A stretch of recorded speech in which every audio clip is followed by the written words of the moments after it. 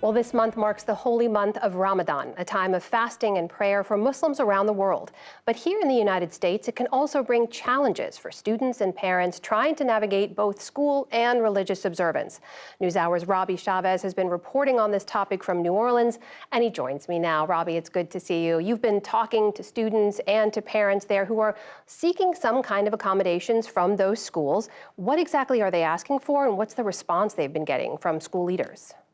Yeah, parents have been involved in an email campaign trying to get the Louisiana Department of Education to issue some sort of guidance for practicing Muslim students to have accommodations during Ramadan. Now, some of the things that they're looking for, they would like to have some private space for students when they might have 3 minutes of prayer or need to be away from other students when other students are eating. They want some flexibility in testing. They also would like some diversity training so that other students understand the cultural differences at the school. At this point, the Louisiana Department of Education and the superintendent, Cade Brumley, has refused to issue guidance to the state's schools, except to say that this is up to the districts on the district level. So that has left a lot of problems for parents because what we end up seeing is that parents are having to ask for these accommodations at the classroom level. And so some parents may be getting those accommodations, others may not. So when you leave it up in the air without specific guidance and taking a leadership role, it leaves a patchwork of policy. And in many cases, students are not getting those accommodations. So, Robby, in places where those accommodations are not in place, what are you hearing from students and parents that the impact of that is?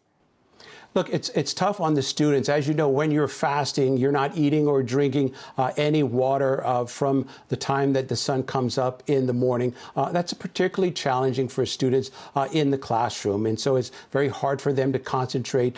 They can't participate in physical activities because they might get exhausted, particularly in the Louisiana heat. And on the bigger picture, it's taking an emotional toll because these students then have to balance their academics with their religion. And in some cases of the students and parents that we talk to, students are either hiding that they're fasting or just not participating in it at all. And now, when compared to other faiths, it's been a struggle for Muslim students and their families to fight for holiday accommodations. In New York City, Muslim students make up about 10% of the public schools.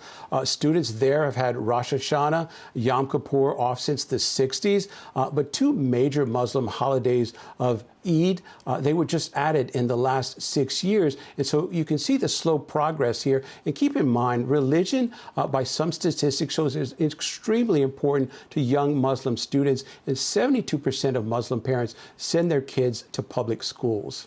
So, Robby, what about the rest of the country? I mean, what are some of the rules that are in place in other places that schools have to abide by to make those kinds of accommodations?